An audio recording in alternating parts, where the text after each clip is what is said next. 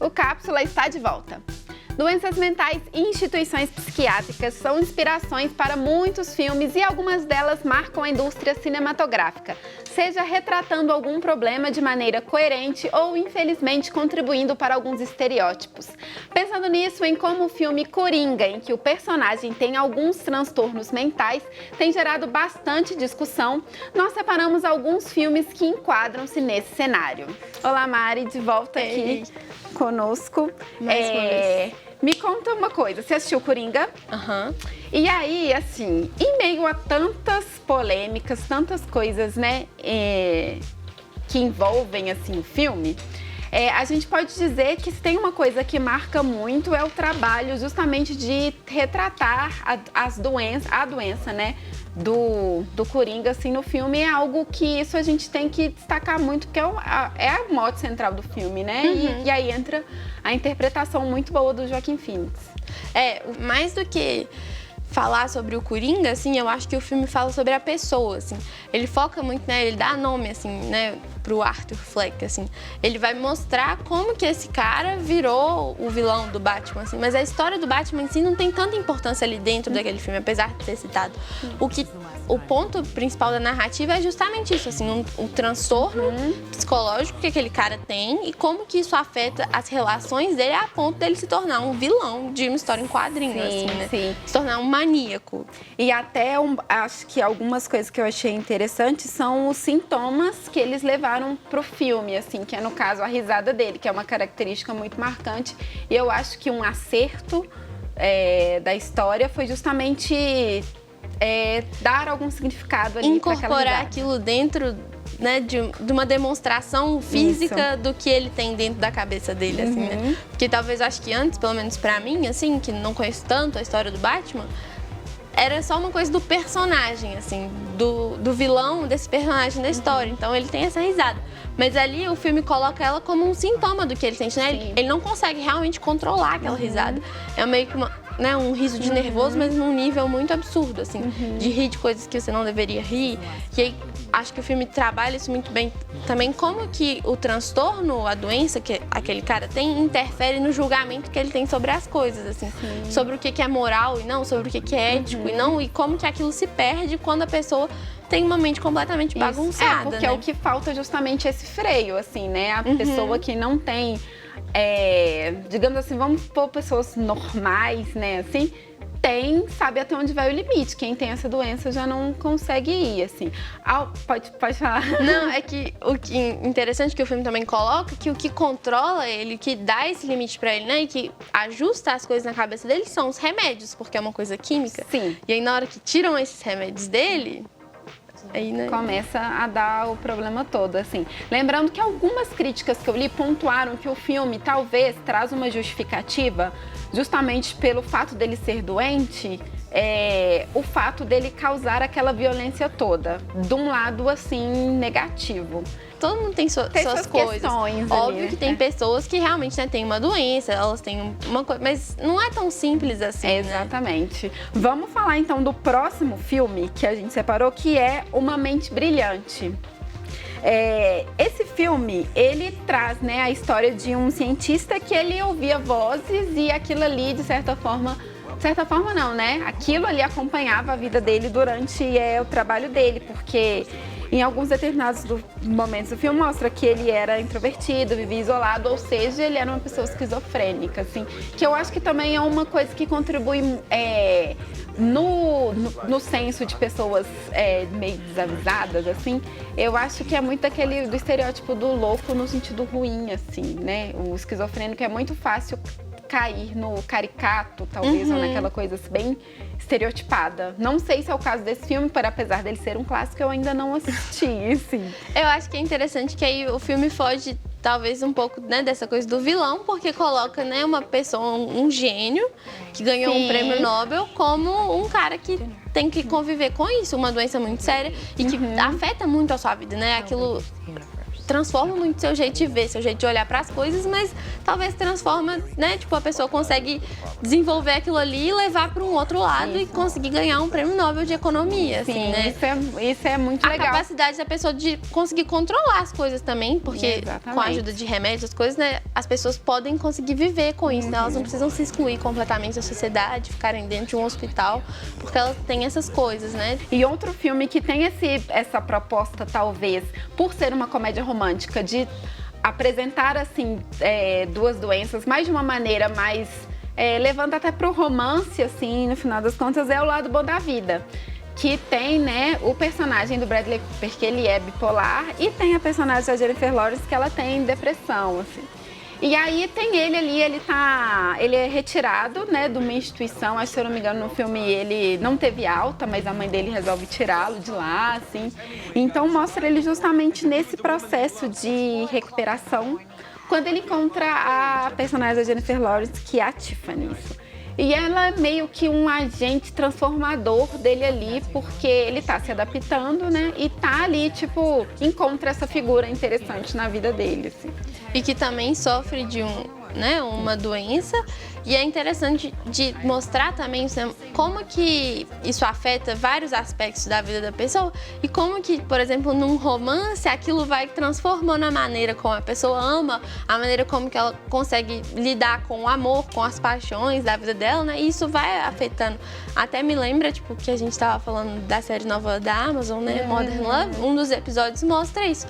Como que uma menina bipolar, né, tenta lidar com a doença dela dentro dos relacionamentos que ela tem, assim, né? Como que isso vai afetando a história dela e como que ela consegue sair daquilo também depois de, né, se ajeitar. Ela vai aos poucos aprendendo a lidar com aquilo e vivendo de uma forma mais tranquila, mesmo que aquilo nunca saia dela, né? Sim, sim. E aí, eu acho legal trazer essas histórias, assim, a partir de um gênero diferente, assim, né? Que é, no caso lá, do romance e tudo mais.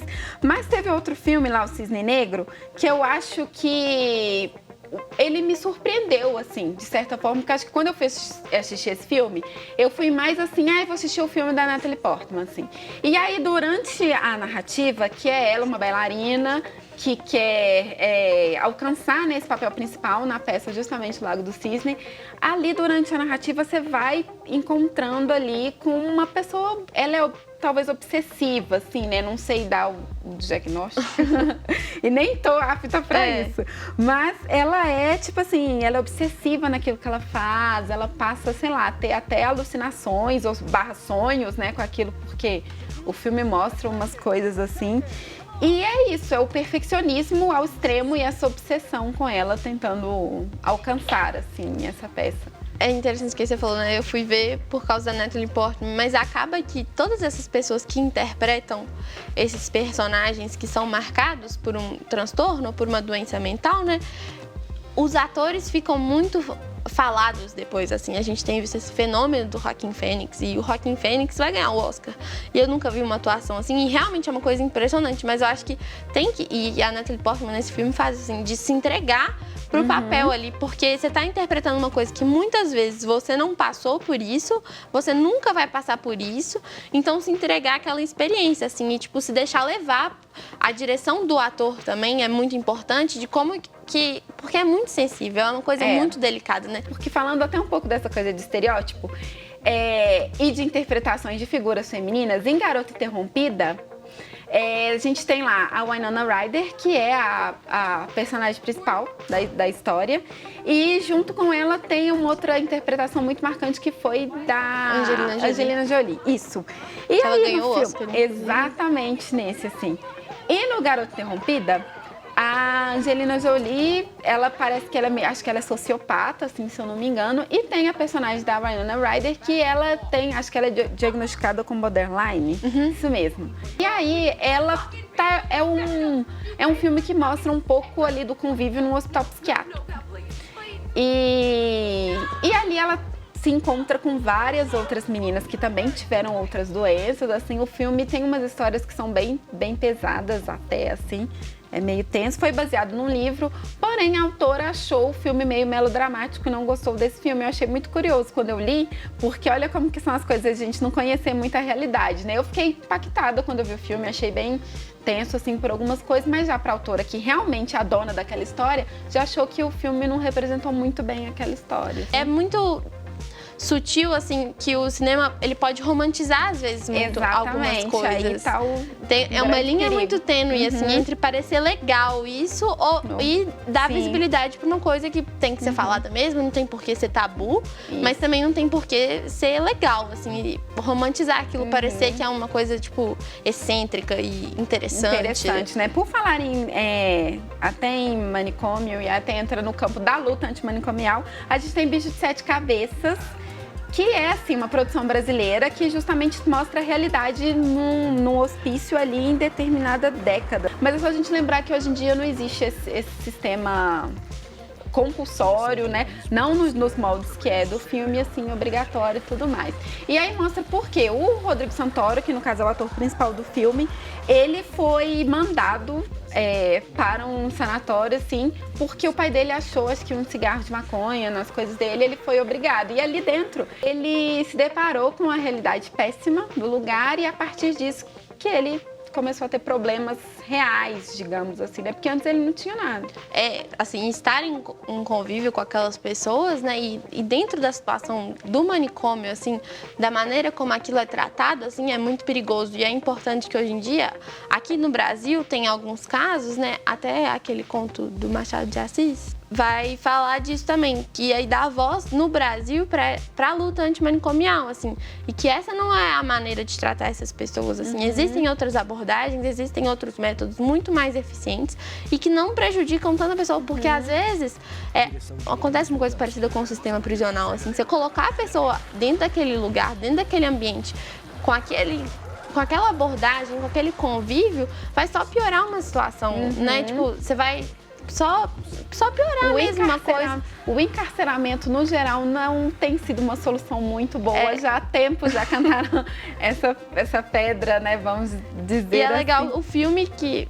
Geralmente o filme é uma coisa mais acessível, assim, você enxergar a história de uma pessoa, é mais fácil do que alguém lá te contar uma coisa, você imaginar como ela se sente. Na hora que você vê ali um ator interpretando, traz aquilo pra mais perto de você. E aí chama a atenção pra uma luta que é muito importante e que muitas vezes é silenciada aqui dentro do país. Vamos só citar, então, pontuar que falando nisso, né, a gente só tem um outro filme também que é o Nise, O Coração da Loucura, que tem a Glória Pires interpretando, que mostra justamente esse processo de luta antimanicomial e outros tratamentos. Como que a arte influencia na hora de ajudar essas pessoas, né? E como ela pode ser uma ferramenta importante. E o cinema também é essa ferramenta, né? Ele também é arte e também pode ser importante, também pode ser uma solução interessante. Exatamente. Vamos só para encerrar mesmo o último filme aqui da nossa lista, que foi o Fragmentado, que aí mostra, né, justamente uma pessoa, a doença que ele tem é real, né? Existe, é uma pessoa que pode apresentar vários outros tipos de personalidade. E o filme é um filme muito bom, mas do ponto de vista médico, digamos assim, psicológico, ele apresentou alguns erros, que é, no caso, como o personagem principal, ele tem várias...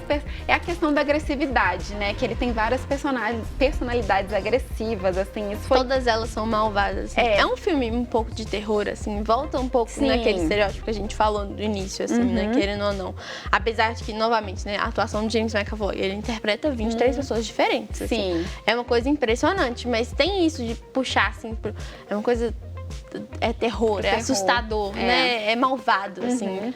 Mas eu acho que do ponto de vista de trazer alguns pontos, né, desse tipo de doença, né, de múltiplas personalidades, eu acho que cumpre o interessante no papel justamente do entretenimento, assim, de você perceber alguns pontos interessantes que te fazem querer conhecer um pouco mais dessa doença. Eu gosto muito das sessões de terapia lá que ele faz, assim, eu acho muito boas, é um ponto que eu gosto muito. É interessante, porque o filme coloca, né, a parte do tratamento, assim, e como que ele funciona e como que aquilo vai contornando, né? Isso aí, muito bom. Até culminar num ponto assim, tá? De tragédia, mas não vamos contar muito o filme, porque ele é tão novo assim, não merece tanto spoiler. Né?